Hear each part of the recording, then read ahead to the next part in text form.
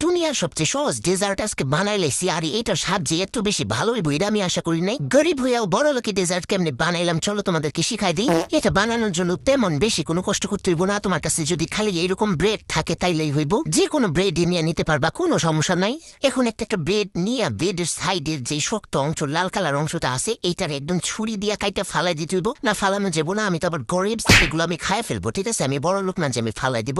এই যে কাটতে কাটতে দাঁড়ায় দাঁড়ায় মাইরা দিতেছি একটা একটা করে।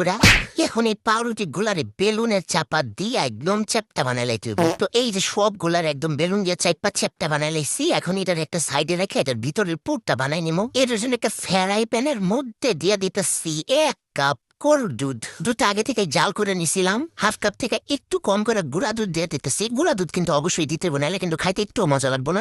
1.5 চা চামচের মতো দিয়ে দিতেছি কর্নফ্লাওয়ার। আর কর্নফ্লাওয়ার অবশ্যই দিতে হবে। কর্নফ্লাওয়ার যদি না থাকে তাহলে চালের গুঁড়াও দিতে পারো বা ময়দা দিতে পারো। 1 চামচ দিয়ে দিতেছি চিনি। চিনিটা তোমরা তোমাদের পরিমাণ মতো দিয়ে দিবা। আমি মিষ্টি কম খাইতে কম দিছি। এখনো কিন্তু চূড়ার যারা অন করি নাই। এখন এই যে আমার বুঝতে আমার হ্যান্ডউইচটা দিয়া গুটায় গুটায় ভালোভাবে দিয়ে মিশাই নিতে হবে আগে, নাইলে পরে দলাপেকা যাবো। এরপর যে মাত্র চুলার জালটা অন করবা সেলার তখনই শুরু হয়ে যাবো ঘন হওয়া, কারণ তুমি কর্নফ্লাওয়ার দিছো। কর্নফ্লাওয়ার দিলে সবকিছু ঘন হয়ে যায় জানো।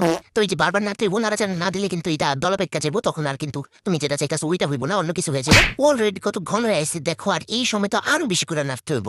নাড়াচাড়া বন্ধ করা যাইব না। হাতের যদি 12টা বাজে যায় যাক, কিন্তু নাড়াচাড়া বন্ধ করা যাইব না। তো এই যে আমার খিরসাটা হয়ে গেছে, মানে ভিতরের পুরটা হয়ে গেছে, আর লাল লাল এটা হচ্ছে যে নিচে দিয়ে একটু লেগে গেছিল, ওইটার এই গুইসা গুইসা উঠে ফেলছি। এটাকেও খাইতে অনেক মজা। খিরসাটা তো রেডি হয়ে গেছে। এখন আরেকটা পাতিলে আরো হাফ কেজির মতো দুধ নিয়ে তার মধ্যে 1 চামচ আমি দিয়ে দিতেছি চিনি।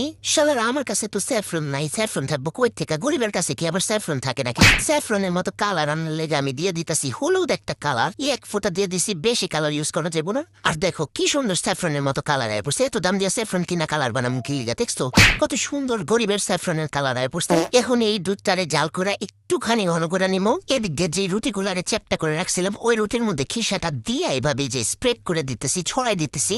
এরপর এইভাবে যে হাত দিয়ে ঘুরে ঘুরে পেঁচে পেঁচে যে রোল বানাই নিমো। রোল যেমনি বানাই ওইভাবে রোল বানাই নিতে হইব। আরেকটা বানায় দেখা দিতেছি, এই যে দেখানো এইভাবে পেঁচে পেঁচে রোল বানাই নিবা। এরপর সুন্দর একটা কাঁচের বাটি নিয়ে নিবা, তার মধ্যে এই সুন্দর করে সাজাই নিবা। সাজাই নেওয়ার পরে এখন উপরে দিয়ে দিতে হইব দুধ। আর এই যে মাসি শালা আমার এত জ্বালানি জ্বালাইতেছি, মাসির লেগে আমি দুধ ঢালতে পারতেছি না। দেখছো কেমন লাগে? তোরা ধরতে পারলে রে মাসি, তোরা একদম পিসালাম। তো যাই হোক, যে দুধটা জাল করে রাখছিলাম ওই দুধটা একদম উপর দিয়ে ছড়াই দিতেছি। একটু বেশি করে দিতে হইব, কারণ এই রুটিরা দুধ সব খা লেবো। এত রাক্ষসের রাক্ষস সব খা লেবো। উপর দিয়ে একটু ডেকোরেশনের লেগে চীনা বাদাম দিয়ে দিতেছি। আমার কাছে চীনা বাদাম ছাড়া অন্য কোনো বাদাম নাই। আমি তো গরিব, তোমরা জানো, অত দামের বাদাম আমার কাছে থাকবো না, এটা স্বাভাবিক।